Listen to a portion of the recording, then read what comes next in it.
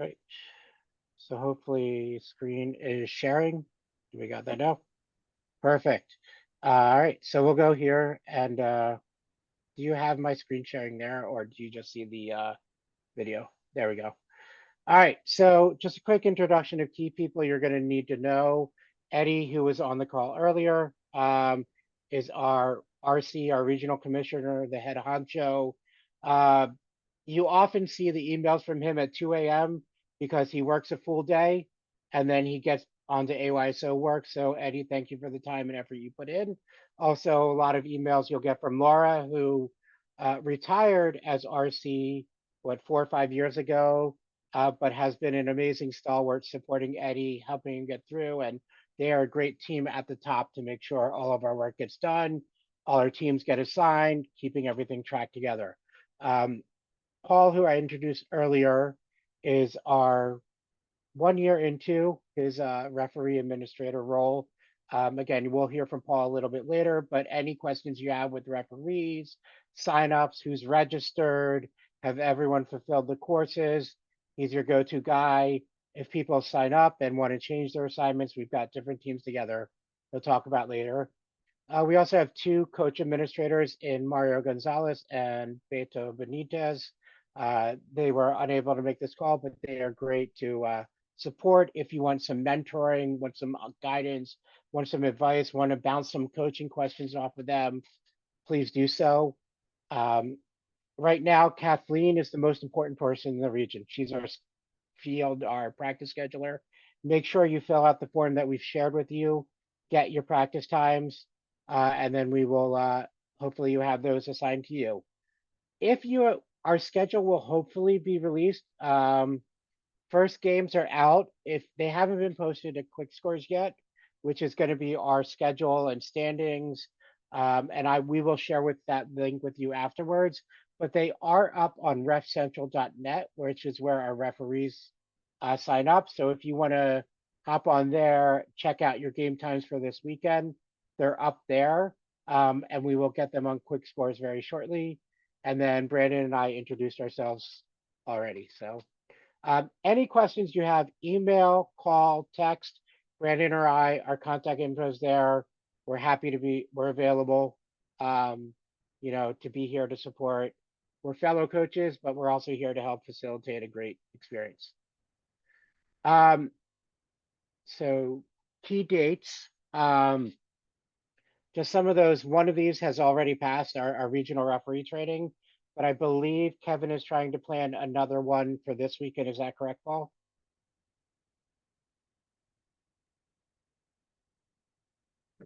Yes, Sunday, 1 p.m.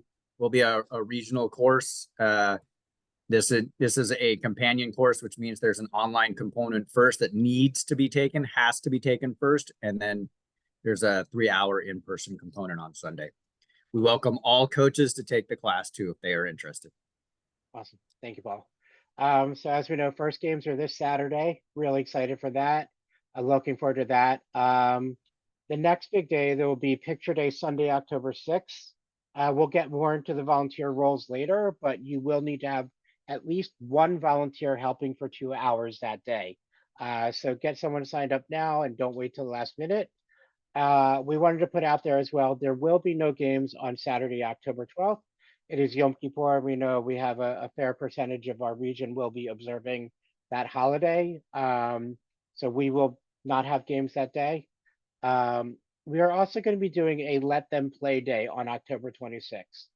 What that is, it's a great opportunity for us as coaches to sit back and see what our players have learned and how they've grown over the course of the season. We get to just there, we can coach during water breaks or halftime or changes like that, but it's really a great opportunity to just sit, support, and see the kids do what they can. I've participated in them last spring in South LA Spring League.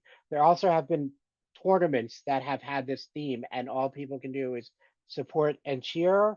And it's just really letting the kids do their thing. It's a really cool opportunity, and I'm excited that our region is bringing it back this year. other key dates that we'll need to know sometime in early November. Most of you have been through the system with all stars and tournament teams. We're planning on trying to having those tryouts in early November. We will provide that information when it's available. And at this division, we have the opportunity to represent our region in area play. So what we will be doing is having a round robin to develop seeding. So think of the first 7 weeks or so of the season as prepping for our tournament, then 3 weeks of a tournament where we establish seeding, and those teams that meet their referee and volunteer points and secure seeding that allows them to go will be participate in a tournament that will be the week of December 2nd to the 7th, where the winner will represent Culver City in area play and potentially beyond. So I think those are some key dates that we have. Also see if at any point, raise your hand if you have questions, and then Brandon, you can let me know if anyone pops up with a question at any point, since I can't see that too well. All right, so next slide. So practices. Brandon, over to you. So hopefully you got a practice in or you have one scheduled for this week. Hopefully you've seen the emails from Kathleen coming out with the updated practice plan. She does it every couple of days. Make sure you're on there, that the time slots work for you with what you slated. You get one guaranteed a week. Try to put in a second one if it works for your schedule. And if she'll allow it for the space, that works. That's great. It's just more work for your kids. For mine, I have 2 kids that can't go on Tuesdays and one that can't go on Wednesdays. So I'll never have all 10 of my kids together, but at least we're getting some work in and helping with conditioning and all that stuff, because we only get, a week or so before our first games. So just try to do that through Kathleen and just work with everyone there. Please start and end on time. That's not only for field space you'll see in the meetings or in the schedule. Practices go 4 to 5, 5 to 6, 5:30, 6:30, and they're all stacked on top of each other. So we're being considerate to other coaches, but also trying to be considerate to the parents on our teams who got to get home and cook dinner and have siblings and everything else. If say you're going to end on 6, try to end on 6, because everyone else has stuff going on. You have your own stuff going on. If you're at Lower Bill Bots or Lindbergh or Blanco, you get a section of the park. They break it up into sections or pieces. You get that section, but you don't get the same plot of grass every week. Really a first come, first serve there. We had an incident last year during tournament season where a coach felt another coach took too much space and called the region leadership without even talking to that coach about how they're taking too much space. Just be a decent human, talk to each other and say hey, can I get a little more room? And most coaches are going to do it. Just be nice and talk to each other without just going to the region first, and have some conversation, work it out. It's small field for all of us. It's not great fields for all of us, but we all just got to make it work for the kids. So that's really my deal on the practices portion. All right. So yeah, as Brandon said, all practice requests should go through Kathleen on the practice form. We'll get that out to you too. Just as a reminder, these fields are available now as long as you've gotten your request in. So I think almost everyone on this call has put their request in. Stay during your times and we'll make it work. Reminder, Blanco Park, Monday through Friday, 4 p.m. to 8 p.m. We understand at daylight savings, it's going to get dark early. It's going to squeeze down, those people 5 to 6. We're going to have to figure it out. We'll work it out. Same thing, Lindbergh, Monday through Friday, 4 to 8 p.m. Lower Bill Bots, Monday through Friday, 4 to 6 p.m. Upper, 4 to 9. And the other open area, 4 to 9. I can't stress enough, you cannot practice anywhere but where we have permits. There is so many people who want field space that the fact that we even get this, right? I know we always want more. I actually met with a city council member the other day, look at our practice schedule and all the teams aren't even scheduled. It's crazy. And he's like, yeah, but if I look at everyone else requesting space, we're doing the best we can. So anyone who steps outside of these boundaries the city is very happy to give space to other people, right? So I can't stress enough that if you practice outside of these hours or at a different field, we risk losing our permits. So we've had to put in a very strict policy that says you could lose volunteer points or even potentially not be allowed to participate in the postseason, right? I hate having to do this, but really we need to be this strict when it comes to the city. Chat option. Do upper and lower bots have lights yet? Eddie, can you address the light situation at upper and lower? We are waiting for delivery dates from the company. We already reached out. They still haven't forwarded us a contract yet. So until we get a contract, they will get the dates. Perfect. Thank you. Basically, I mean, we could beg for any date we want, but it all depends on what part of California they actually have their drivers set up. Perfect. All right. Thanks, Eddie. We appreciate it. So we've put in the request, so hopefully we will get confirmation on them being delivered in the near future. All right. All right, so region volunteer points. Seth laid out the deal earlier. We'll play 7 or so games and where we just kind of play everyone around robin style. Standings are cool. We'll reset the standings. We'll go to pool play. And the pools are broken up by the finishing in the regular season in a sense. We'll go to a pool play and everyone goes to it. From there, the top finishers in pool play move on to playoffs. If you have enough regional volunteer points, you need 5 regional volunteer points per team. They can be done by you, your spouse, your family, your parents, your players' families, get them involved. Every 2 hours of service to the point. You'll see emails from Laura Love, like Fiesta La Iona, and they do a sign up genius where you can go get points that way. Hey, come set up nets like this past week and come build nets and get BillBots ready for snack bar on a point. I've saw multiple families on the sign up genius already have 2-3 points based on how many hours they put in, which is huge. The most opportunities going forward now is BillBots snack bar, mostly for the 10U games on Saturday afternoons, but also for the later games as well. Last year, I got all as a coach. 2 years ago, as a dad, our team was really good. We finished pool playing to the top of the bracket and didn't go to playoffs because we had no volunteer points. I didn't know about it as just a dad. The coach needed to delay it. I coached last year for the first time, made sure we got all 5 so we can play in playoffs, which is a really awesome experience for our girls to get more time to play. But weekly opportunities at the BillBots snack bar. I highly recommend getting your points in now because teams will start scrambling in October and November and slots at the snack bar fill up. And you might not have opportunities at that point. So get on your parents now, get on your coaches now to start getting in points throughout the season. And continue to volunteer throughout the season if you get your 5 points. It takes a village. And then team picture day on Sunday the 6th is everyone has to provide 1 2-hour shift, a parent, a family member. It's hard to do it for you because you have to be with your team for the picture.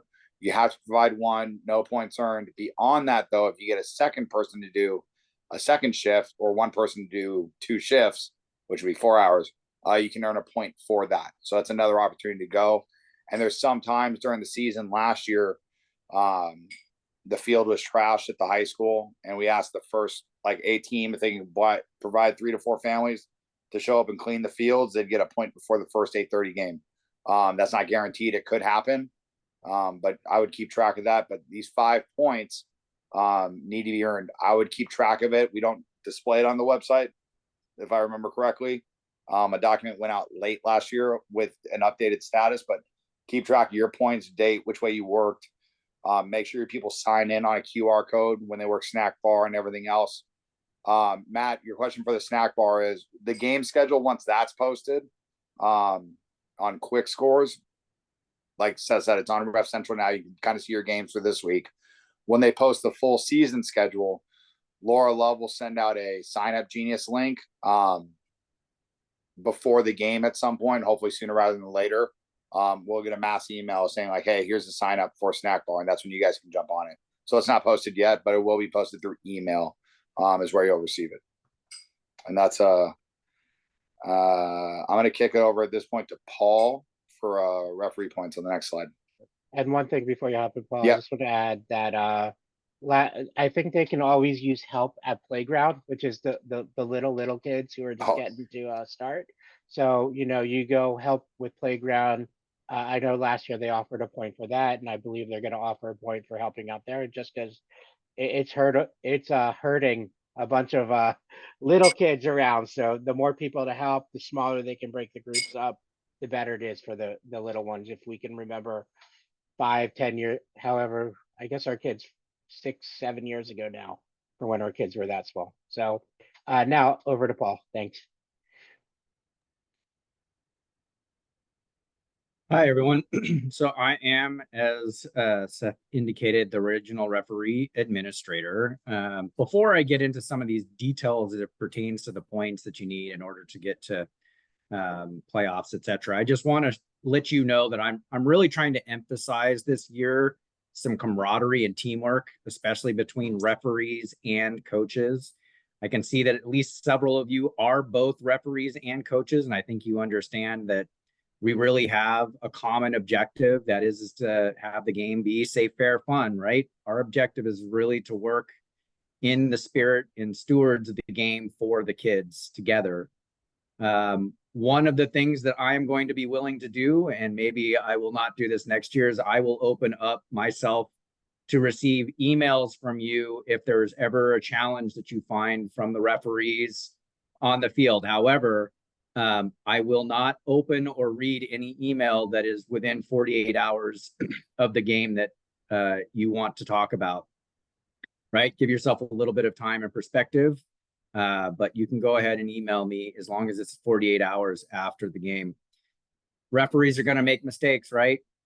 But we have, I think, a pretty clear idea and understanding of what is appropriate behavior as it pertains to referees. And again, if we can work as a team out there towards the kids, you as coaches and the referees out there will have fun. And when the referees aren't having fun, you don't have referees and you don't have games that count, right? So it becomes even harder for you to entice and get your parents to join this referee team of ourselves here in order to get what I say is a minimum of 12 referee points. That's just the minimum standard in order to reach the playoffs, and we need more than that in order to cover all of the games. So just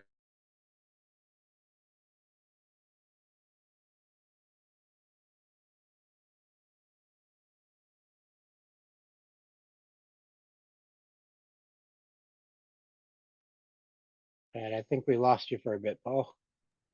I was just gonna ask, did it freeze up? And yeah, Yeah. So we froze Okay. up on Paul. Hopefully he'll be able to rejoin. But I'll continue on and have him go fill in where we stopped. So hopefully he'll join. But basically, these 12 minimum points, it's team, how we work together. 1 point earned for a game ref, whether that is referee. You call it, some people call it setter, but there's an emphasis to use proper terms. So it'll be referee or assistant referee at any division, right? So that's 8U and up.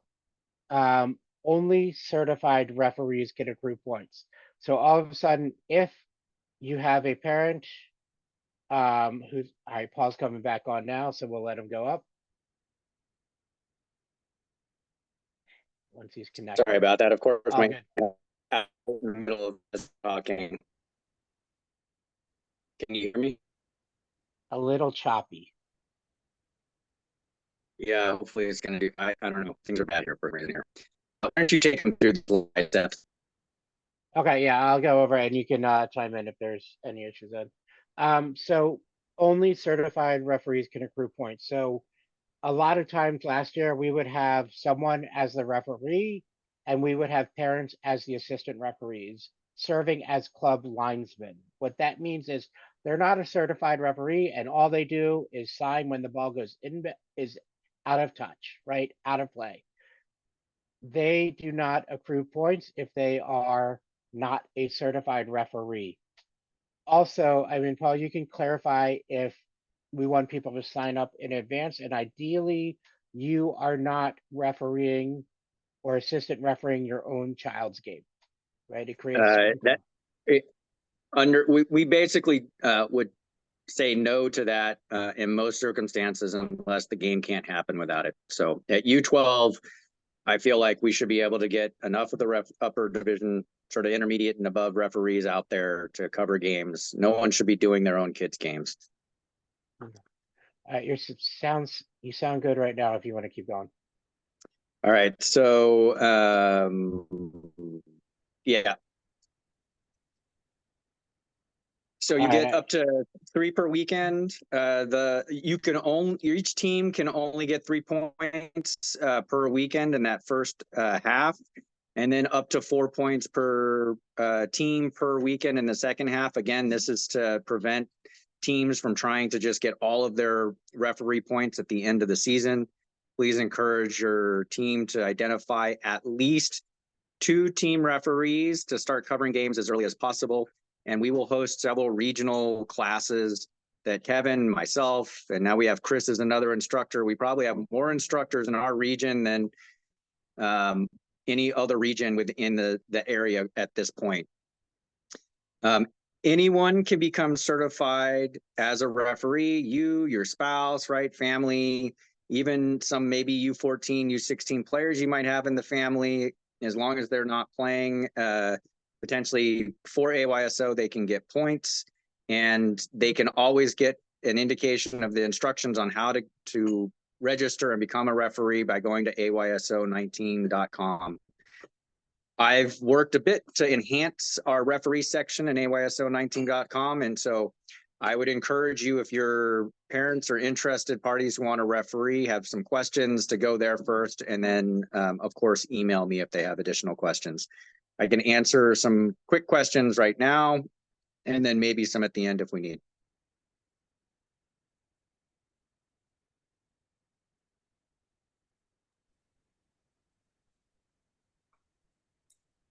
Hey, Paul. I saw you Hey. put the thing out about being a mentor ref. I couldn't make yeah. the sign up for that. Is there another opportunity? But I would be happy to do it, but I couldn't go to the course when you guys scheduled it last time. Is there another opportunity to get in? Yeah, so I'll just quickly mention Chris Miller and Ray Williani are heading up our referee mentor program. Chris will be in charge of the regional referees, and Ray will be in charge of intermediate and above. That's for mentoring in terms of us mentoring the players. And then for those of us who are interested in having a little bit of instruction on how to mentor, I believe the area will probably host another one of these official referee mentor classes in the next month or so. The last one that we did, I think, went pretty well. Kevin or I might actually host it ourselves. So if you or and a couple are very interested, we can go ahead and do it. And we can certainly get you the slides if you'd like. But if you'd like to do it, and we would definitely appreciate it, just contact Chris Miller. Given that you're intermediate going into advanced, I think at this point that it would be great to have you at the U10 fields a little bit and helping out some of these new referees. In part, it's building a network, right? They want to know that we're there to support them in the hard times as a referee. Above helping them work on the mechanics, it's really just creating a camaraderie. Sure, absolutely. Yeah, the first time you get thrown into the center, it's a little overwhelming. Yeah, absolutely. Also, I'll add that at U12 we will have a handful of youth referees who will be doing our games. We'll see more at U10. As Paul said, referees are respected. We can talk to them. It's even more so with youth referees. So we need to respect them. They're out there doing their thing. And honestly, I was at both referee trainings this past weekend, and no disrespect to all the adults who went through, you all did phenomenally. But if you could have stayed and seen our youth referees and their understanding of the laws and the application of the laws, I'm telling you, they understand it really well. So. And we will have zero tolerance for anything regarding referee abuse or things that even border it with youth referees. I think that goes without saying, but I feel like we just want to make sure it's clear. Actually, I had a question regarding that. Yeah. So, I wasn't at the game, but I heard last year there was a situation, I think it was in U12 girls, toward the end of the season when a parent was verbally abusive to, maybe there were multiple, but ended up being, so as coaches, we know this, to educate our parents about this before games start, if we have a parent like this. Like what happens? I think the coach ended up getting a red card representing Yeah. that parent. And then, obviously it was later in the year, so it disqualified that team from continuing, but maybe they didn't have points. But point being is, so as a coach, Yeah. I understand, I can articulate to my parent and say, look, you got to control yourself. And if you don't, then I'm going to get a card. Yeah. So Thanks. I was that coach. I was the referee that red carded that coach. So what I will say is that in that case, the coach was completely ambivalent to the actions of his parents and was not willing to work with me as a team to adjust the behavior of those parents. And that's where those cards came from, essentially. And our referees are instructed that they are not allowed to have conversations, essentially, to try to adjust behavior of the parents and sideline. That is the job of the coach. Referees that feel as if a coach is with them and working with them are unlikely to receive cards unless the referee and that coach really think that that card may actually help to empower and let the parents and spectators know that they need to be quiet, right? Does that make sense? Yes. Thank you. Yeah. And I can share from tournament season. It's not easy, but if a parent does get heated, sometimes being like, hey, assistant coach, and Brent, who was my assistant coach, I'm like, you got to work with the guys. I got to work with this parent for a bit. Again, not ideal, but again, we're out there. And remember, at the end of the day, it's about the kids. It's not about the parent, their ego. No one has ever lost a scholarship to college on a questionable call in AYSO, right? For parents to even think that, or think so much is riding on a call that they may disagree with, we just need to model the way and call out those people who are misbehaving and disrespecting the referees. All right. Did we lose Paul again? Maybe. All right. Here we go. All right, Paul, you're back. So do you want to go over game cards? Yeah, game cards are important, and it really helps us if you fill them out beforehand and that you have your players listed in number order. And doing it digitally beforehand with the fillable PDF is really helpful for both you and us. Referee will ask you at each quarters and them so that you can all stay on top of it. In terms of seating on the fields, and at all possible, I think should be the case in just about all cases, the parents should sit on the left side, on the opposite side of the AR, but both teams should sit opposite from each other. This will the AR full room to run, especially out there when they have their back or against the fence there over on the creek. And it also doesn't then have them either tripping on parents or parents in a real earshot being able to say things to those ARs. It's good to have a little bit. We lost Paul again. Sorry, I'm gonna hold on 1 second, go back a bit. Slide control. Go. Wait. Now hold on 1 second. We're gonna go backwards. Game day. There we go. Sorry. Yeah, fun technology when working through stuff. So sitting back 1.5 yards from the field, so there will be a flag. The center marker, which we've seen in the past, kind of use that as a guide of how close to the field you should be. Also, again, sitting to the left of the field, Our referees will be using the diagonal system. So the center referee should be working on a diagonal from one side to the far side. And then the ARs will be filling in so they get the most coverage on the field. Kind of a box situation. Last year or early in the season, we actually had a referee trip over a sibling, and that referee sustained a knee injury, and we lost them for much of the season. So this helps protect those referees that they can run up and down the sideline and not have to worry about who may or may not be there. We understand on the creek field, it's tight. But the fields are also long this year. If we're coming up from U10, the first time your U10 player hops on that lacrosse field or hops on that creek field, it's going to be a shock. But for parents, it's great. We got a lot more room to spread out. We're not on top of each other. So use that space. And there's still plenty of space for the referee to be able to work the sideline safely. And again, remember, if the ref asks you to do something, the AR asks you to do something, they're here helping facilitate so our kids can play, right? Respect the request, honor that. It's part of a team, right? It is coaches, referees, and parents all supporting the kids.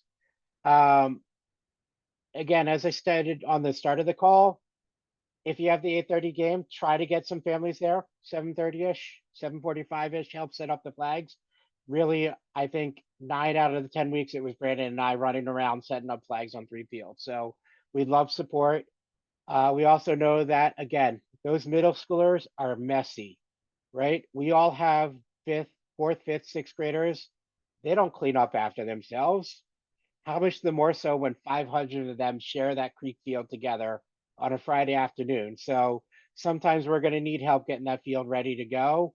So if you can get a team out there early, a couple parents out there to help, it'd be great. Also, as a reminder, the home team provides 3 game balls, size 4, right? As regularly sized as you can. We know size 3s are all one size 5s are all one size. For some reason, size 4s have different size 4s. But if we can get all the size 4s, it'd be great. So make sure they're inflated. Other things, recommendations for coaches too, have your subs ready to go. If you can plan them out, I know I will make a lineup and I'll change that during the game, but I at least have a general idea of what substitution pattern I want to use. What is annoying, and I can tell you being an AR, is when a coach is like, wait, who am I moving here? Who am I? And it takes away from these kids' playing time. We have limited space as possible. We have very strict, tight schedules. Be prepared. Let's help maximize these kids' playing time, maximize their enjoyment. I will also say the referees are not responsible for enforcing the 3-4 rule. The 3-4 rule is every player must play 3 quarters before anyone plays 4. We might say, hey, you might want to recheck your lineup to make sure you're matching this rule. But all the AR or the referee is responsible for is checking who plays. We as coaches are responsible for ensuring that we are doing this 3-4 rule. If you play someone 4 quarters and someone plays 2, it will be on the game card. You have the opportunity to dispute it, but if it happens, the game will be considered a forfeit because it does not fulfill the AYSO principle of everyone plays, right? It is one of those 6 principles at the bottom, right? Everyone plays, balanced teams, open registration, positive coaching, good sportsmanship, player development. Everyone plays makes us different than every other place out there. So it's important to us. It's not just us, it's Area 1, all our local regions as well. Other things, goalies need to be keepers need to be in a different color penny or jersey than your team or the opponent's team. Also, I know there are some kids who would love to play goalie and want to play it 4 quarters. If you have that kid, lucky you. But no player should play 4 quarters in goal. And even if they are your best goalie and they're like, I'm done playing goalie, you need to honor that, right? These are big goals. It's intimidating. We want positive coaching, right? That falls into that. And we want people to feel good about playing and enjoying. Again, you're responsible for managing your substitution. The referees only record it. And even if the game starts late, we end on time, right? So the referees don't even want to cut it short, but they have to because, right? I can look at Marcus here, or Brent, or Sean, or Jason, all these different people who I know referee, or Julio referee as well. You don't want to be partially focused on your game and know you need to get to a field, or you don't want to be running your game right up to a game when you're coaching, right? We also have a lot of coaches who are coaching 12U and coaching 10U and have to get up to bots really quickly, or coaching 14U and have to go to another location. We need to respect everyone's time, efforts, and keep everything on time. Cool. All right, any questions there? Quickly, the field layout. So we look here, we've got the practice field. It's smaller this year because the school put a fitness center at the north end there, so it'll be shorter. It's going to be a small U12 or a large U10 field. So if you've seen some of the fields like that, Beverly Vista, which Beverly Hills used, so small U12, large U10. We'll also be on the lacrosse field. Here, all the fans sit in the stands. The away teams are on the far side, the home team's near side. No tents are allowed on that field.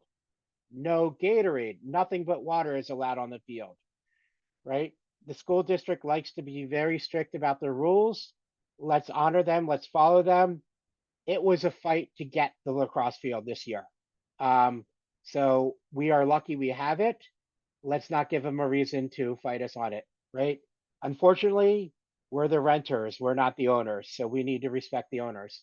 And then the creek field down here, home here, away there. Again, we know the sideline is against the fence is narrow, but let's make do to create as safe space as possible for the referees. Cool. Player evals. All right, so player evaluation question here. Yes, slides will be shared, and you should already have them, and I'll share them again. So player evals. Let me just. I hate when I do this. Sensitive stuff. All right, eval. So this is we're gonna mention it now, but we're gonna have a meeting about this again later in the year. Every coach will rank their players towards the end of the season. This is critical for coordinating balanced teams, right? This year, I know in the boys, we had a committee that reviewed, and we did the best of our ability based on experience and what we knew of each player. We had people who knew the 2013s better, and we had some who knew the 2014 better. So it wasn't just one person, it was a committee that developed these teams. We know they were fairly balanced when we first allocated them. We know we're getting some late signups, and we're doing our best to keep them as balanced as possible. Again, these will be shared only internally, not externally. They are not used for all-star tournament selections. And again, just have it on your radar that we're going to be talking about this at a later date. And then these slides are subject to change.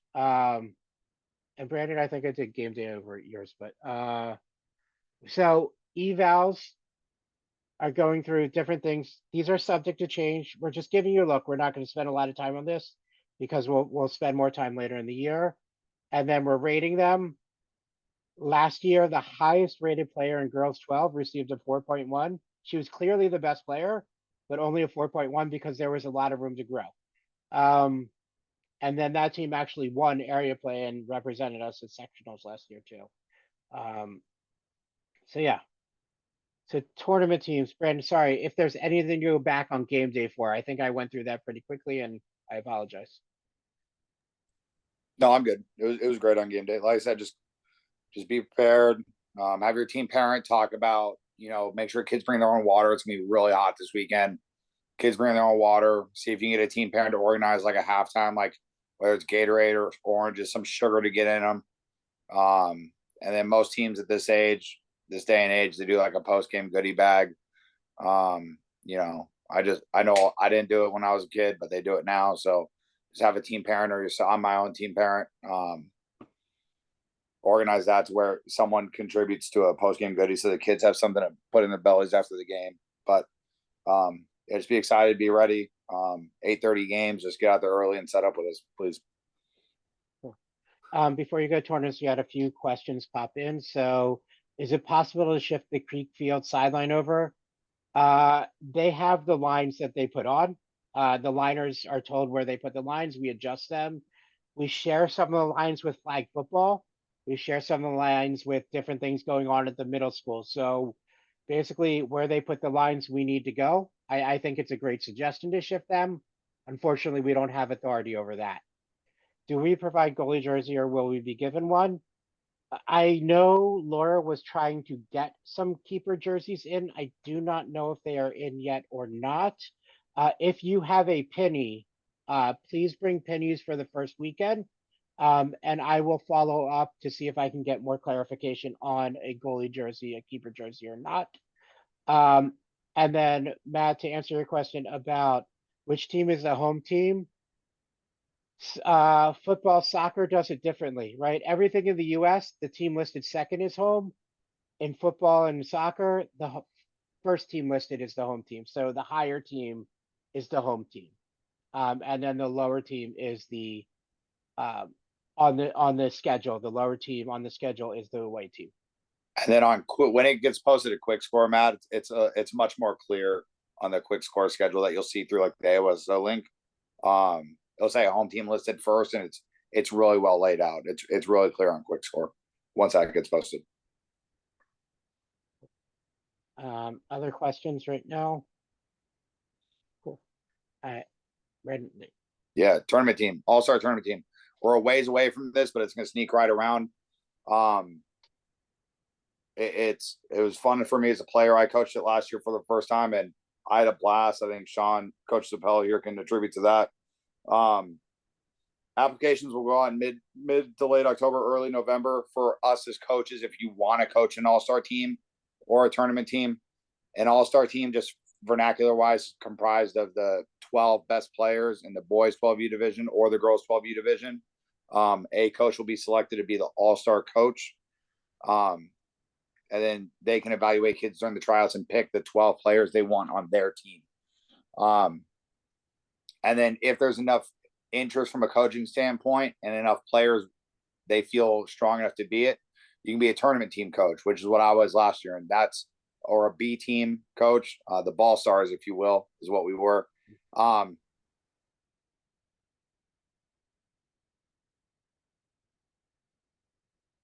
right, did we lose Rick? There's something with people who are talking, getting freezing. All right, so, but yeah, we have a few coaches here who have done all-star or tournament teams.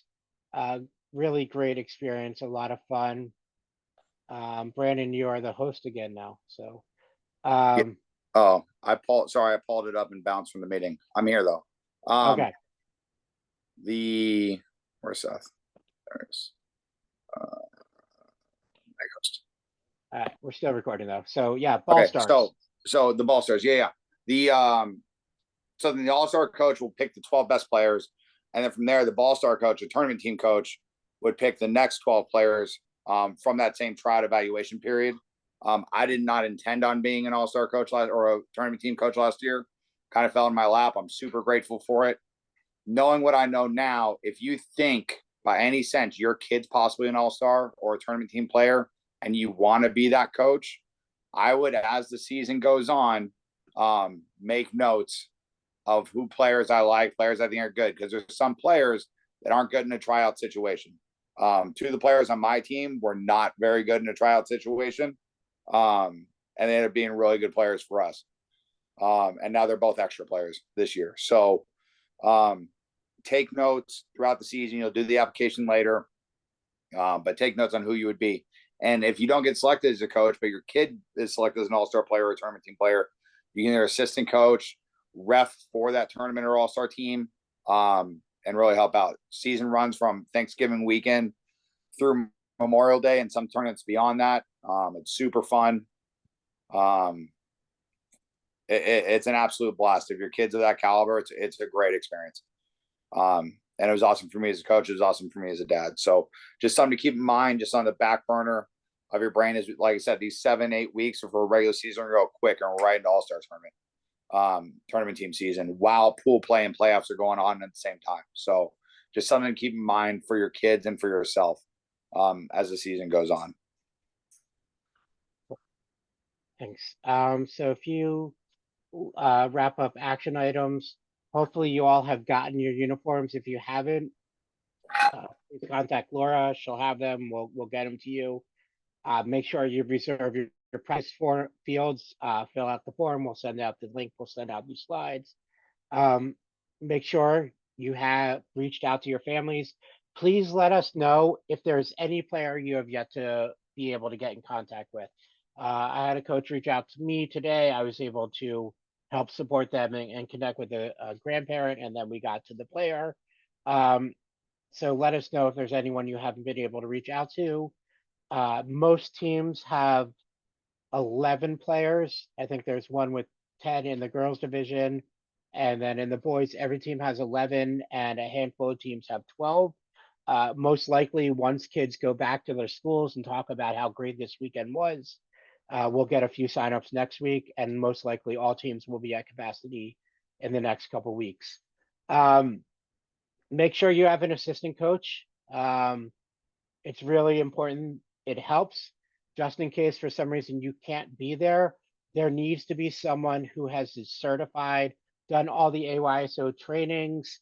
You know, it's important to have, because if there is not a certified person on the sidelines to coach, the game cannot happen, right? It is a liability issue. It is a legal issue. We understand that AYSO has a lot of requirements, but I can tell you, in going through trainings through different groups, AYSO does it better than anyone. Our coaches are better prepared. Our referees are better prepared. So there are a lot of requirements, but people look at AYSO as the gold standard in doing it right. Make sure your referees are certified, that they do all the volunteer trainings, they have their account verified. Paul will sign off on them. You really should have 2 or 3 referees on your team. It helps. As the coach, I know a lot of us are very dedicated. A lot of the coaches are referees, but I also know that a lot of us are tired, right? Parents will take advantage of us doing everything, so don't let them. And encourage non-refs to become referees, because I love saying, anytime I have a parent questioning a referee, I'm like, thanks for volunteering for take the course. Let's sign up together. Because often the parent is wrong. They don't know the laws as well. And so, yeah, really try to get your practices, get prepped. We'll share this with our contact information. Any questions, suggestions, concerns, email us, text us for anything. Eddie, I want to give you the floor to see if there's anything you need to add or want to add. Sure. Just a couple of things. Those that are coaches, assistant coaches, or want to be either of the both, even if you didn't get a team this year, but you think next year you might want to do it and you need to get certified, please try and do so this year. So next year when it comes along, we know who those coaches are. It really helps us get the teams out earlier. Not to put pressure on anybody, but we had a couple classes that just popped up today, notified through area. There is a 12U coach certification class Thursday in Beverly Hills at La Cienega Park. You need to sign up through AYSOU. And for those that are already 12U and know they're going to continue on, or probably sliding up to 14U next year, there was an impromptu intermediate class that they just put together for this weekend in same Beverly Hills at La Cienega Park. And this is going to feel like an abbreviated version of the real thing, because they're doing it out of need to get their own coaches in that region. But because intermediate coach level could only be done at an area level, they have to open it up to all the regions. So if anybody has the time and want to upgrade to intermediate, if you've already did 1 year of 12U, you qualify. you need to go on AYSOU. If you can't get in, email me right away or text me if you have my number, so I get in touch with either the instructor or the commissioner and get you there, because there's a game plan, there's a lesson plan, that practice plan that needs to be submitted for that intermediate level. And they have some flexibility with when they get it, because of the fact that they put in the class on a very last minute notice. Other than that, I want to thank all you that took on a team for this year. And you know, you under really great leadership. There's not much more I could say. Seth has it covered. Brandon has it covered. Paul is fantastic at being our referee administrator since last year. I'm looking forward to a really good season. I mean, if we could all communicate and be positive out there, it works best. And thank you again. All right, thank you, Eddie. And I want to put it out there, Brandon, Paul, any thoughts, any questions from the coaches? You got us right now before we become your adversaries, you know, when we're up against you this weekend and other games.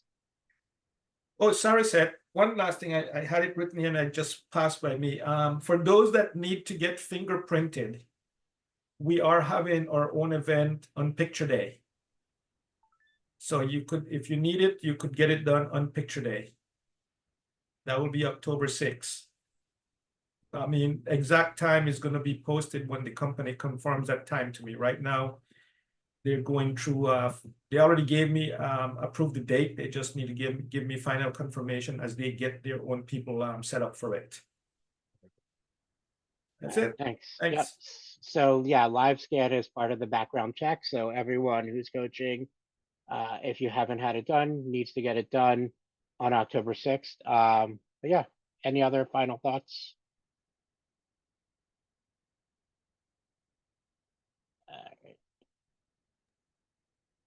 Hey, let's just have a great season, win or lose. Let's be nice to the refs. Let's be nice to our parents. Let's be nice to each other. Like, it's kids youth soccer. Like, let's just have fun with it. All right, we'll see you all out on the field. We know it's going to be hot. So this weekend's going to be hot. Please talk to your players this week about hydration.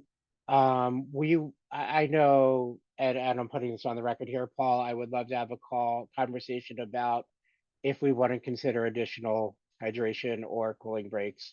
And we'll work with what making recommendations to the referees. But again, safe, fun, and fair. That's our ultimate goal. We hit those. We hit the 6 core values. And honestly, I think Culver City does it better than most other regions. So thank you all for stepping up and being a part of, I honestly believe, the best region in AYSO. Who plays by the rules. But we're not going to get into that. All right. Thank you all. We'll see you out on the field. Well, thank you. Yeah. Good night.